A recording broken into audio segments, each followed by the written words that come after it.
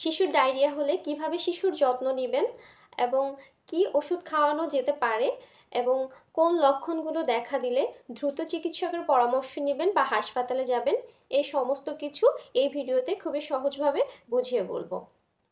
শিশুর ডায়রিয়া হলে করণীয়, প্রথমেই বলবো হাইড্রেশন বজায় রাখা।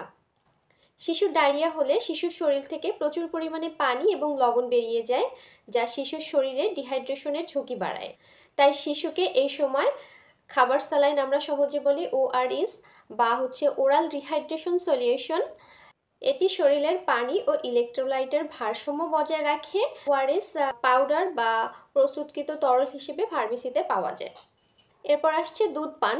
যদি শিশু শুধুমাত্র বুকের দুধ খায় তবে শিশুকে বুকের দুধ খাওয়াই চালিয়ে যান, এটি শিশুর জন্য খুবই উপকারী এবং নিরাপদ। শিশুর খাবার, শিশুকে সবসময় হালকা এবং সহজপাচ্য যে খাবারগুলা সহজে যেগুলো হজম হয় সেই ধরনের খাবারগুলা দিন, যেমন ভাত, সিদ্ধ আলু, চিড়ার পানি, কলা ইত্যাদি। তবে চিনি এবং চর্বি জাতীয় যে খাবারগুলো আছে সেগুলো এই সময় এড়িয়ে চলুন। এবার আসছে ওষুধ ব্যবহার। ওআরএস, শিশুদের ডায়রিয়া হলে সাধারণত ওআরএস ছাড়া তেমন কোনো ওষুধের খুব একটা প্রয়োজন হয় না, তবে এছাড়াও জিঙ্ক ট্যাবলেট খাওয়ানো যেতে পারে। অ্যান্টিবায়োটিক, যদি ডায়রিয়ার কারণ ব্যাকটেরিয়াজনিত কারণে হয়ে থাকে তাহলে চিকিৎসক অ্যান্টিবায়োটিক দিতে পারেন, তবে এটি শুধুমাত্র চিকিৎসকের পরামর্শ অনুযায়ী ব্যবহার করা যেতে পারে। নিজেরা ফার্মেসি থেকে অ্যান্টিবায়োটিক খাওয়ানো উচিত নয়, এটি শিশুর জন্য মারাত্মক ঝুঁকিপূর্ণ হতে পারে। অ্যান্টিডায়রিয়াল ওষুধ, শিশুদের জন্য অ্যান্টিডায়রিয়াল ওষুধ ব্যবহার করা উচিত নয়, কারণ এটি ক্ষতিকারক হতে পারে। এখন বলবো কি কি কারণে বা কোন কোন লক্ষণগুলো দেখা দিলে শিশুকে নিয়ে ডাক্তারের কাছে যাবেন বা হাসপাতালে যেতে হবে।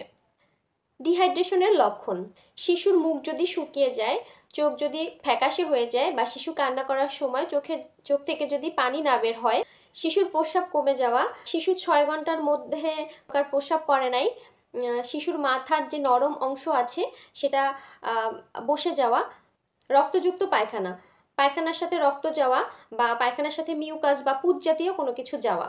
বমি, শিশু যদি 24 ঘন্টা ধরে বমি করতে থাকে বা কোনো খাবার খেলেই যদি বমি হয় সেক্ষেত্রে।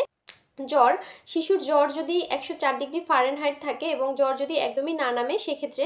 এছাড়াও শিশু যদি কোনো প্রকার খাবার খেতে অনিচ্ছা গ্রহণ করে বা কোনো ধরনের তরল জাতীয় খাবার একদমই না খায়। এছাড়াও যদি অভিভাবকের কাছে মনে হয় শিশু আগের তুলনায় অতিরিক্ত দুর্বল হয়ে যাচ্ছে বা অ্যাক্টিভিটি খুবই কমে যাচ্ছে, সেক্ষেত্রে বিলম্ব না করে যত দ্রুত সম্ভব শিশুকে নিয়ে ডাক্তারের কাছে যান বা নিকটস্থ হাসপাতালে যান।